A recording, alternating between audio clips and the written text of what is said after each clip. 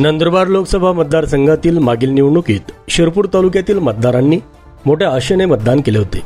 त्या निवडणुकीत हिना गावित आणि गोवाल पाडवी यांच्यात झालेल्या लढतीत शिरपूर तालुक्याने डॉक्टर हिना गावित यांना नाकारत ॲडव्होकेट गोवाल पाडवी यांच्यावर विश्वास दाखवला। तालुक्यातील अनेक गावांमध्ये झालेल्या मतदानातून पाडवी यांना मोठा पाठिंबा मिळाला आणि तोच त्यांच्या विजयातील महत्त्वाचा घटक ठरला। या विजयामागे केवळ राजकीय समीकरण नव्हते, तर काही व्यक्तींवरील विश्वासही होता। ॲडव्होकेट गोवाल पाडवी यांच्या प्रचारासाठी त्यांचे वडील माजी मंत्री के.सी. पाडवी तसेच सामाजिक कार्यकर्त्या प्रतिभा शिंदे यांनी शिरपूर तालुक्यातील गावागावात जाऊन मतदारांना आवाहन केले होते। तुमचे प्रश्न असतील तर आम्हाला सांगा, खासदारांकडून ते सोडून घेऊ, असा विश्वास त्यांनी जनतेला दिला होता। या शब्दांवर विश्वास ठेवत अनेक मतदारांनी गोवाल पाडवी यांना मतदान केले। मात्र निवडणूक संपल्यानंतर परिस्थिती वेगळी दिसू लागल्याची चर्चा आज तालुक्यात ऐकू येत आहे। शिरपूर तालुक्यातील अनेक प्रलंबित प्रश्न खासदारांच्या माध्यमातून मार्गी लागतील अशी अपेक्षा जनतेला होती, परंतु आजही अनेक प्रश्न तसेच प्रलंबित आहेत। नगरपालिका निवडणूक असो किंवा आता होऊ घातलेल्या जिल्हा परिषद व पंचायत समिती निवडणुका, स्थानिक कार्यकर्त्यांना खासदारांकडून अपेक्षित मार्गदर्शन किंवा बळ मिळताना दिसत नाही, अशी नाराजी व्यक्त होत आहे। याच काळात अवकाळी पावसाने शेतकऱ्यांचे मोठ्या प्रमाणात नुकसान झाले, शेतकऱ्यांच्या पिकांचे नुकसान झाले, कष्टाने उभे केलेले उत्पादन वाया गेले। अशावेळी लोकप्रतिनिधींनी शेतकऱ्यांच्या पाठीशी उभे राहणे अपेक्षित असते।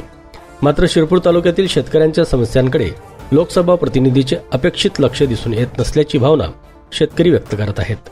नंदुरबार लोकसभा मतदारसंघ हा आदिवासी बहुल असून त्यात विविध समाज घटकांचे मोठ्या प्रमाणात मतदान आहे। त्यामुळे निवडून आलेल्या खासदारांनी सर्व समाज घटकांना समान न्याय देणे अपेक्षित असते, परंतु सध्या कामकाज प्रामुख्याने नंदुरबार जिल्ह्यापुरते मर्यादित असल्याचे चित्र काहीजण मांडतात। त्यामुळे शिरपूर तालुक्यातील कार्यकर्ते आणि जनतेमध्ये नाराजीचे वातावरण निर्माण होत आहे।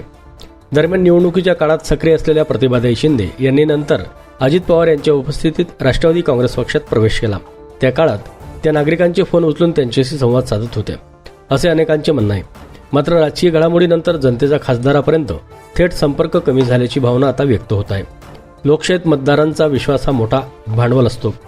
मतदारांनी दिलेल्या पाठिंब्याची परतफेड विकास कामाद्वारे आणि समस्यांच्या निराकरणाद्वारे व्हावी, हीच जनतेची अपेक्षा असते। शिरपूर तालुक्यांच्या नागरिकातही तीच अपेक्षा आहे। म्हणून आज तालुक्यात एक प्रश्न वारंवार ऐकू येतो, शिरपूर तालुक्याचा खासदार गेला कुठे? जनतेने दिलेल्या मतांचा सन्मान राखण्यासाठी आणि तालुक्यातील प्रश्नांकडे लक्ष देण्यासाठी लोकप्रतिनिधींनी पुढे येणे आवश्यक आहे। अन्यथा लोकांच्या मनात निर्माण झालेली ही भावना आपला खासदार हरवला आहे का, अधिक तीव्र होण्याची भीती व्यक्त केली जात आहे।